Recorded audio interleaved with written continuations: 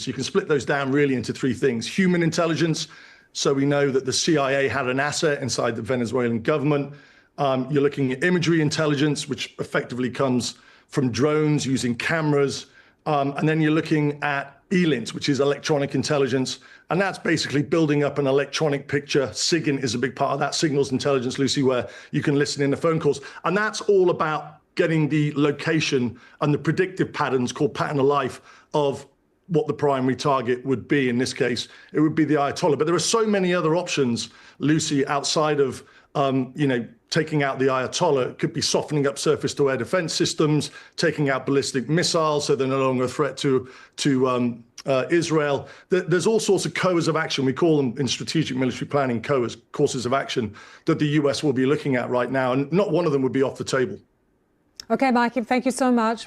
The regime has imposed an internet blackout, but during brief moments of satellite coverage, the BBC has managed to speak to several young Iranians about their ordeal. Our correspondent Caroline Hawley's report contains videos from the crackdown that you may find distressing. The images emerging from Iran paint an ever more horrifying picture.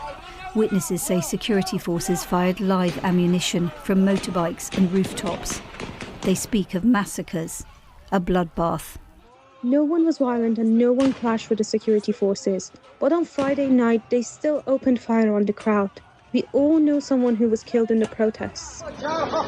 One human rights group has already identified more than 6,000 of the dead, almost all protesters, though dozens were simply bystanders and more than 90 were children. And the counting has barely begun. I think we're looking at systematic mass killing on our hands. I mean, we have looked at preliminary evidence that shows us that there are bodies in morgues that have medical equipment on them, and yet they have bullet holes in the middle of people's foreheads. Security forces have also raided hospitals searching for injured protesters, and among the tens of thousands arrested are doctors who treated the wounded. This surgeon reported to have been beaten up when he was detained from his home. No wonder many of those injured are too frightened to go to hospital. This woman was treated at home by volunteer medics after she and a friend were shot.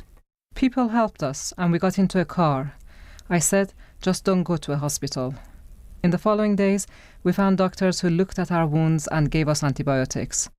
Among those killed, some faces stand out, like that of this influencer known as Baby Rider. Her family is said to be under pressure from the authorities to say she died in an accident on her bike. But a close friend told the BBC the 19-year-old had been shot by the regime. One young woman who'd gone out onto the streets in hope and didn't come home. Caroline Hawley, BBC News.